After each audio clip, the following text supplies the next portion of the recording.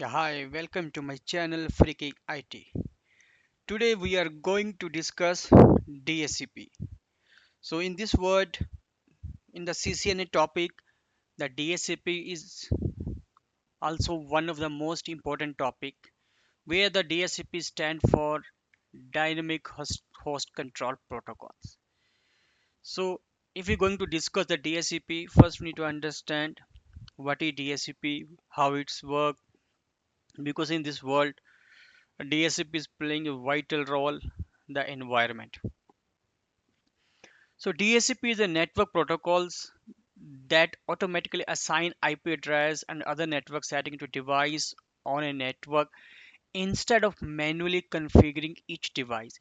DHCP let him join the network and get the necessary info instantly. For example, suppose you are working in a one organization where you have 3000 employee, you can't assign the IP manually. So you need a DHCP. DHCP help you to resolve the issues for the configuration manual IP. You just need to configure this DHCP either in switches router, or you need to make one DHCP server where you define the network range. By default, once you define the network range and DNS, you will get IP automatically. It will resolve a lot of issues in the network. Come to the second point, P address assignment, which I already discussed. Each device get a unique IP address from a pool. Subnet mask define the network size and structure. If you don't know what is subnet mask, please go through my another video where I clearly explain what is subnet mask. You need to check subnet mask and subnetting. Default gateway tell a device where to send the traffic out the local network. If in your CCNA, the basic architecture where you need to define the default gateway where your PC need to send the IP. Maybe it is your core switch where you define the L3 VLAN, that is called as default gateway. DNS server help the device resolve the domain name. So we are defining DNS name in the DSCP. So what, because why we are defining, once the user will receive IP, he will also get the DNS settings so that you are able to use internet, you are able to use your local, and you are able to resolve all the URLs. So DNS is playing vital role. I already make one video for DNS. I hope you guys watch that video. Lease time, set how long the device can IP assign IP before renewal. So by default it is a 8 day which a DSCP send. You can reduce to 30 minutes, you can reduce to 1 day, it depend on you, because more and more this device will renewal get the IP, maybe sometime it will create more issues. So I believe you guys take at least 1 day or at least 2 days, not do in minutes. Now we need to discuss DSCP process. Let's discuss. So our DSCP process, how it's work. So first, client send DSCP discover request. Client means our end user or your laptop send the, hey, I need a IP. Then the server reply with this DSCP offer. Server offer, oh, you send me the request, let me offer you the IP. Here is, you can use the IP. And the computer or client respond the DSCP request. Oh, I will take it. Thank you. Thank you. Then server confirm with the DSCP acknowledgement. It's your. Now this IP belong to you. So this is the process which is working in the DSCP. We call this process Dora process also. We are going to dig more what the Dora process. The fourth step of DSCP, when you're going for any interview, people are asking what is Dora process.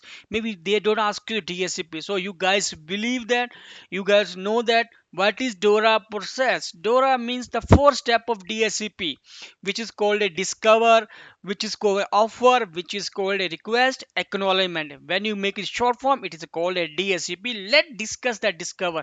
Again, the same last slide which I discussed, the client broadcasts a request to final to find available DSCP server. Suppose I am coming in the network, I don't know anything, I just connect any LAN cable or Wi-Fi to my laptop, and the first thing what the laptop will do, they will broadcast a request to final DSCP server, because there is a configuration in the core switch your DSCP, so that your request will reach to your DHCP server. Then DHCP will offer a IP. When they see that okay, there is a request, the IPs are available, then they send offer the IP configuration detail with the DNS setting with the gateway to end user. When the end user receive the request, the client accept the offer of IP address. Once my computer accept the offer, DHCP server acknowledge the confirm and finalize the lease of the IP address. So this is complete DORA process.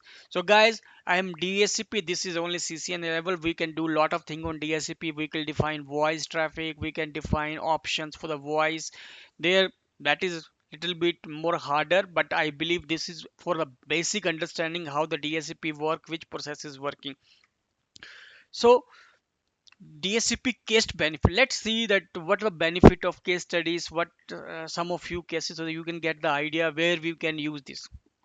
So DSCP case study benefits: zero touch provisioning.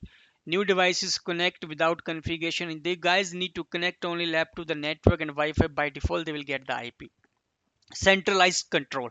If you're working as an administrator, definitely you need a centralized control. You can't go to any user machine to configure the IP, configure the DNS, configure the gateway, because it is very hard to manage the 2000, 3000 users. So it is centralized control where you can log into server and you can define all the setting.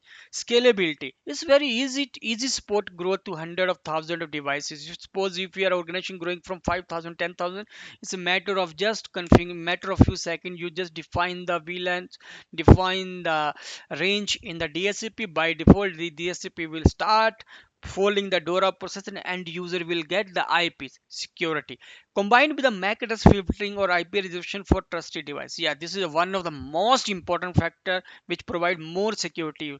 First is MAC filtering. In DSCP you can do the MAC filtration, like okay, this device is not going to register. Suppose if you're working Android, you're working iPhone, or Windows OS, Linux, you can define block by the MAC address filtering, and this device is not going to register any mobile. It will provide more security.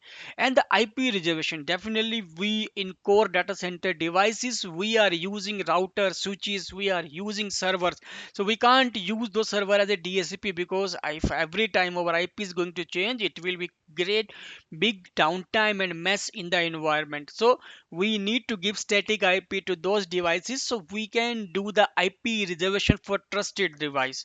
So that's the benefits of DSCP. And thank you for watching my channel. Please subscribe. It's a humble request. It will give me the motivations to make more and more video.